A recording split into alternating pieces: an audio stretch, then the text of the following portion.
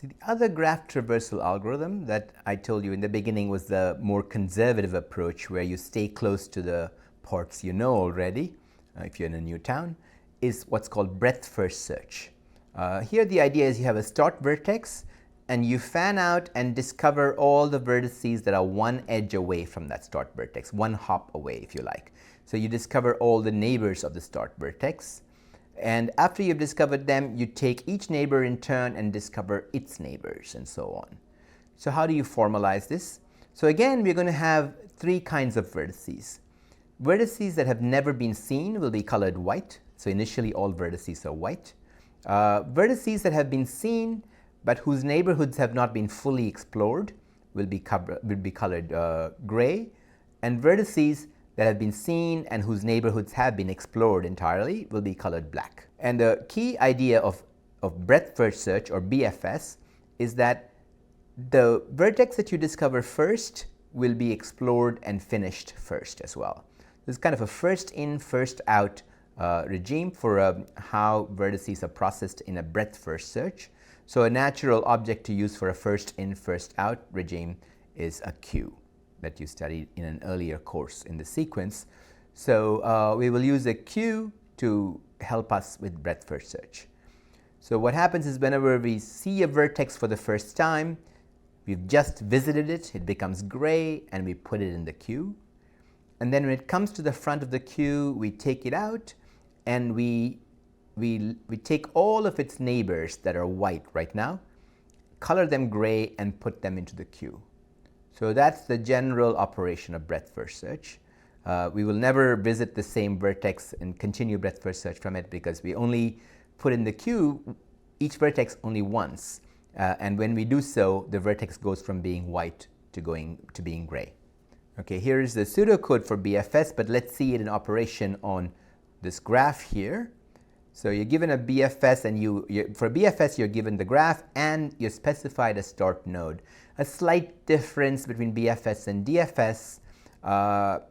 In DFS, the goal is to traverse the entire graph, so you keep starting a traversal at a white node if you haven't finished with all the nodes until you're finished with all the nodes. In a BFS, you're given a start node. You only reach the nodes you can, and the other nodes are just not reachable at all. They will just stay white. So BFS, you're given a graph and a start node S. In this case, the start node S is the node C in this graph. We initialize a queue to empty, and then we push the start node into the queue. In this case, C will be pushed into the queue, and we color it gray. And we repeat the following steps, which is that as long as the queue is not empty, we pull out a node from the queue. So U equals pop of Q. And for each neighbor of U, for each node V that's adjacent to U, if V has never been visited, if its color is white, then we color it gray and we put it into the queue. So you can see that nodes that are discovered later are further behind in the queue. The earlier you discover a node, the further ahead in the queue it is. So that's why it's a first in, first out regime. And when we finish with the node, so when we pop the node and we put all of its neighbors in the queue, we are finished with the node, and so we color it black. So in this particular pseudocode, U gets colored black. So let's see how this works. So from C, we are discovering all its neighbors. F is one of the neighbors. We color it gray and put it in the queue. B is another neighbor. We color it gray and put it in the queue. It doesn't matter what order we do the neighbors. That depends on how the adjacency list has been ordered for us already. And then we finally take another neighbor A, color it gray, and put it in the queue. Now we are finished with C. We've put all of its neighbors in the queue and colored them gray. So C should be colored black now, and it's finished. Now, which node is first in the queue? Well, it happens that we put F in the queue first. So that's the neighbor that was first, so we put it there. So we pull out F from the queue and put its neighbors G and H into the queue. When we do, we are finished with F, so we color it black. What's next in the queue? Well, it was A, I think. So I forget which of A or B went in first, but I think it was A. So we find its neighbors D. Sorry, that was B. And we find its neighbor D. We colored it gray, and then we are finished with B. Finally, we take up A in the queue, and we find its neighbor E, and we color it gray, and when we are finished, with A. So now what are the next nodes in the queue? G, H, D, and E remain. So we may take any one of them, that's the first one, sorry, and figure out that there are no white neighbors of G. So we are finished with G and color it black. Next we take up H, the same thing.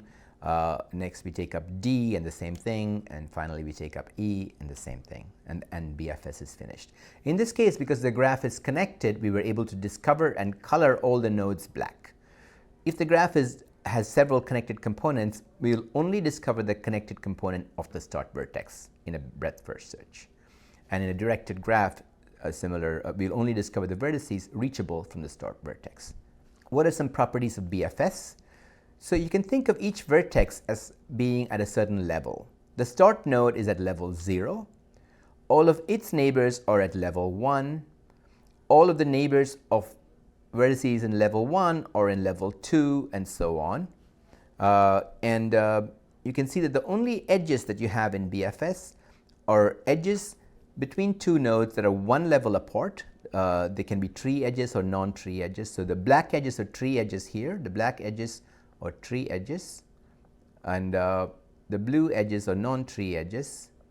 And you can see that tree edges, of course, go from one level to the next. And non-tree edges can either go between one level and the next, or between two vertices at the same level. So if U is enqueued while exploring V, then level U equals 1 plus level V. Okay? So basically the level of a vertex is one more than the level of the vertex that caused it to be enqueued. So all non-tree edges are between vertices whose levels differ by at most 1. All vertices in a level are explored consecutively. That's because of the queue property. When we are exploring C, we put all of FBA in the queue, and then anything else will come after FBA in the queue. So when we explore F, we put G and H in the queue, but G and H will go to the back of the queue. And then when we explore B, we put D in the queue, but D will go even further to the back of the queue. And when we explore A, we'll put E in the queue, but E will go further back. So all vertices are in a level are explored consecutively, and vertices are explored in order of levels. Those are properties of BFS. So the level has a meaning. If you think of this graph where every edge has length 1, so basically this is a graph where there are no weights on the edges. We'll talk about weighted graphs in the next segment. But this is a graph where there are no weights, or every weight is 1 if you like. Then the level of a vertex U is the distance from U to the starting vertex. In this case, the starting vertex is called V. It could be called, in this particular example, it was really the vertex C. So the level of any vertex in that previous BFS tree that we drew is the distance from that vertex to C. And the distance is the number of edges on the shortest path from U to C, or C to U. So in fact, BFS is a very good way of finding shortest paths because it really gives you that information in the order in which it explores vertices.